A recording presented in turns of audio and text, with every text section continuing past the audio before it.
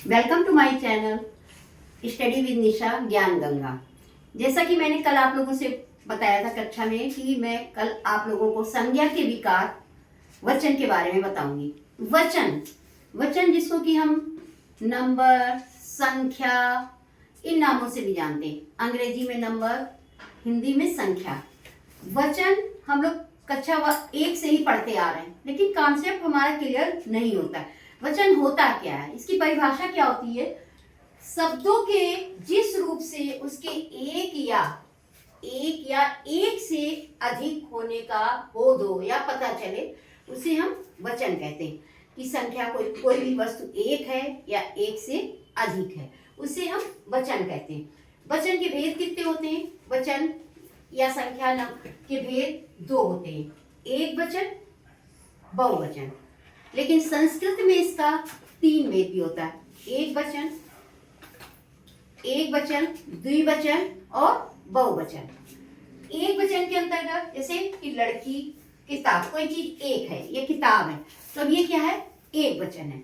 अब इसके साथ हमारा किताबें, ये क्या है? हमारी एक से अधिक है, ये क्या हो गई? बहुवचन।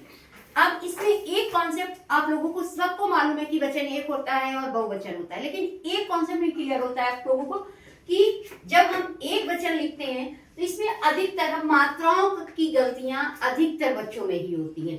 एक वचन लिखते हैं तो लड़की, और जब हम इसका बड़ी की मात्रा का प्रयोग करते हैं, और जब हम बहुवचन इसको बनाएंगे तो क्या होगा? छोटी ई की मात्रा बना देते हैं। और कभी कभी बहुवचन के लिए अचल बिंदु का भी प्रयोग करते हैं। अब जैसे किताब एक वचन है और बहुवचन हमारा किताबें हैं। वचन हुआ या लिंग हुआ या कारक हुआ, आता सबको है। ऐसा नहीं है कि किसी बच्चे को नहीं आता, चाहे वो क्लास 1 का हो, 2 का हो, 4 का हो, 5 का हो। लेकिन क्या होता है, कुछ चीजें ऐसी होती हैं जिसको ये लोग ध्यान पूर्वक आप लोग नहीं पढ़ते हो तो समझ में नहीं आता। केवल किताबी ज्ञान प्राप्त कर लेना ही शिक्षा का उद्देश्य नहीं होता है, और ना ही मेरा कोई ये उद्देश्य है कि मैं आप लोगों को मैं पब्लिसिटी बटोरूं या कुछ इस तरह का क्लास में करूं। मेरा उद्देश्य ये है कि जन जन तक, या जो बच्चे नहीं कोई ट्यूशन ले सकते या कुछ नहीं कर सकते, वो इस चीज़ों को देखें और सीखें।